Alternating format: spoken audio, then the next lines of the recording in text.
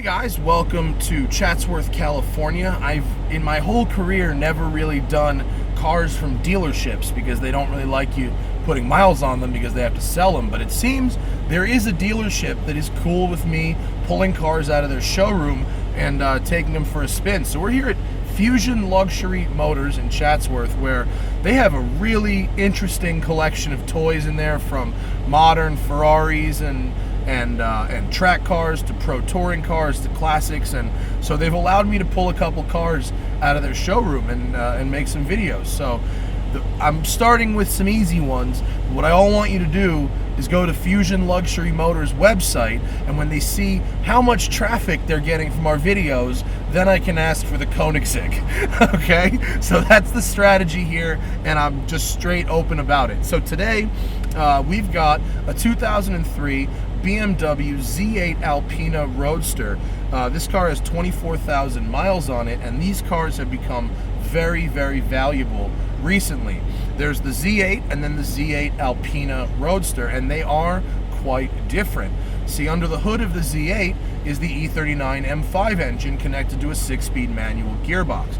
Under the hood of the Alpina is a 4.8 liter stroked version of the 540 engine connected to a 5-speed automatic gearbox with shifter buttons here.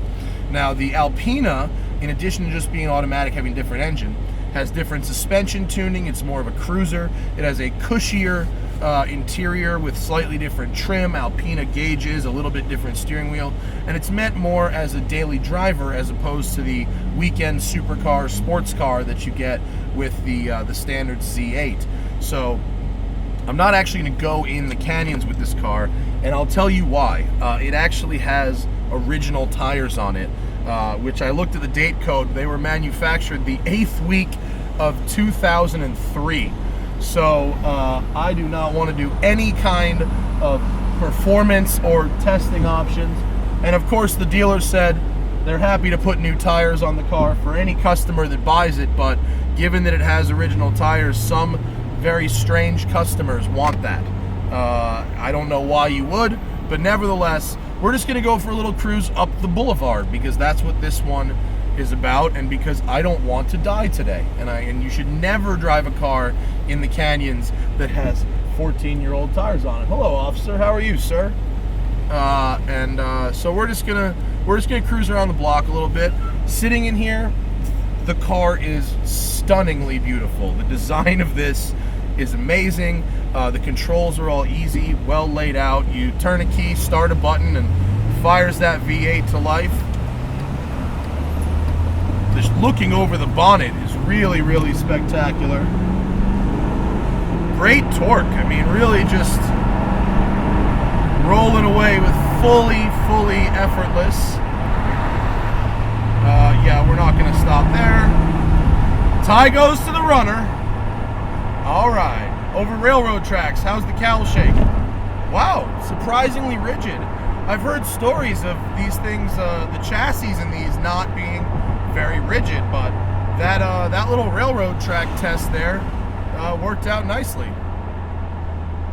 This is Chatsworth, by the way. It's not what I would call a bastion of California gorgeousness, but there's a lot of cool car stuff around here. It's got a nice little growl in it. So where they got this engine from, you know how now there's a BMW M6 and then there's the Alpina B6, which does not use the M engine but makes, comparable power to the M. This in 2003 there was the same thing with the E39 M5, and I believe the Alpina car was called the B10, which had a stroked out V8, and that's what this has. So it's 375 horsepower instead of the 400 you get with the Z8 or the M5, but you do have more torque down low because of that bigger displacement. So you get more at the bottom, a little less at the top. But as a daily driver, I mean, for someone who is 6'3", the legroom is fantastic. The seating position is great. This arm on the sill is really working for me. Really good torque off the line there as we make a pass on this Mercury Marauder with the spoiler, you do it, sir. That guy definitely bought that thing new. But just as a California cruiser, let's go into manual mode and see how these. So there's buttons on the back of the steering wheel. It doesn't blip, obviously, because we're talking about 2003. But oh yeah, I was about to say the response of that isn't bad, except it is. It's really bad. The manual mode in this stinks. But that should be a surprise to no one, because the car's from 03. But we'll try shifting it ourselves anyway. But man, the design of this has held up, as they say. Really, really pretty. But the values in these were crazy. They were like 125 grand new. They dipped down to 110, where they sat for 7-8 years. And now these cars they're well over $200,000. Fusion says this one just sold for $240.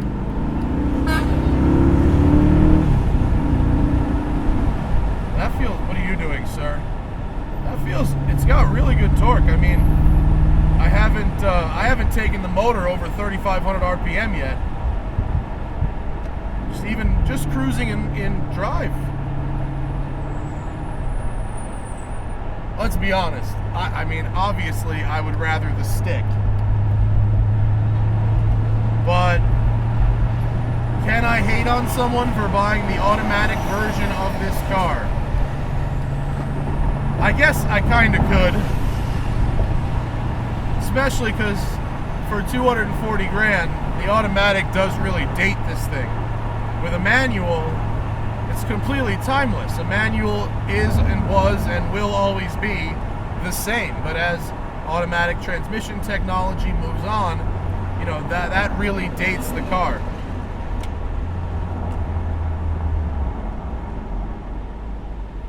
Let's make a right. I don't really know where I am.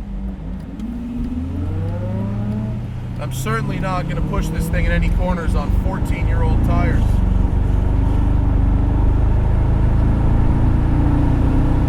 Got a nice sound to it, though. It really does. And it's been a very long time since I've driven a Z8, so it's hard for me to definitively say this is better, this is whatever, compared to the Z8. You know, you don't get that motorsport feel that you get with a M5 engine. Oh, uh-oh. It's hiccuping a bit. That light throttle, it is hiccuping a bit. I wouldn't be surprised if maybe it needs a set of spark plugs or something, but slight hiccups. But wow, the view out of that bonnet. So for those of you at home, the easiest way to tell the difference between a standard Z8 and the Alpina is the wheels. The Alpina has its own wheels. They're 21s, I think. And they have it's the multiple spokes. So each spoke is like 4 spokes. Whereas the regular Z8 standard wheels are a little bit different. This really is a magnificent California car, though. It's really a timeless design. The interior has aged well. Oh wow, is that a GPS? There's a radio in here. It's sort of primitive. Look at this. StarTAC. It comes with a StarTAC. Oh no, it's a time port. This is actually the same phone that came in my Aston Martin Vanquish, but it had a little Aston Martin wings on it instead of the BMW logo there. Original phone included with sale.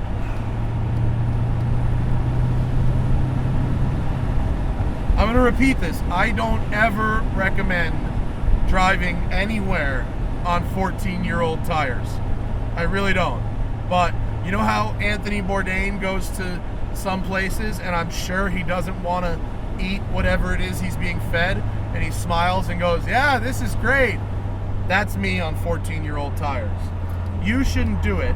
Sometimes I have to take one for the team to tell you what a Z8 Alpina drives like. Without that, bet 80% of the Z8 Alpinas out there are on 15-year-old tires. But I take one for the team for you, huh? But man, would I like one of these. With a manual, of course. I would like a Z8 with a manual.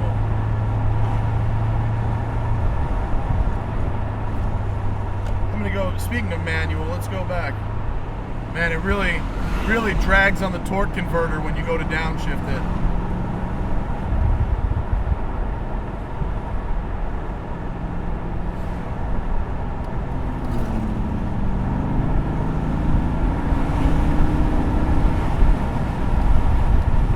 Buttons are good for upshifting, not so much for downshifting. And these central gauges seem really weird at first, but it's, I don't know, surprising how quickly you get used to that. Especially with the auto, because you don't really need to look at the tach. With a manual, if you want to see the tach, you know, that's pretty far over there. But with an automatic, not so important.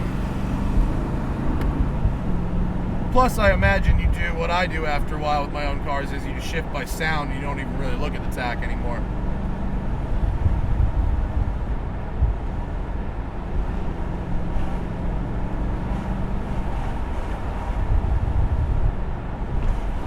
But this is, so, you know, compared to a Ferrari or something of that vintage, this is a little cushier. It's definitely, it feels like a BMW.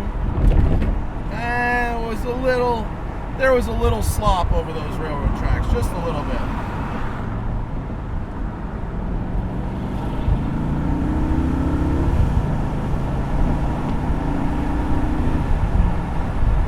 But it's just a beautiful machine. I mean, over time, as I'm sure most of us know, you know, over time, beauty outweighs almost any other characteristic. If a car is pretty enough, nobody will care if it's kind of a shitbox. And that's not what I'm saying this is at all, but if there's things about this car that aren't perfect, almost all of them can be forgiven by the fact that it is absolutely stunningly beautiful.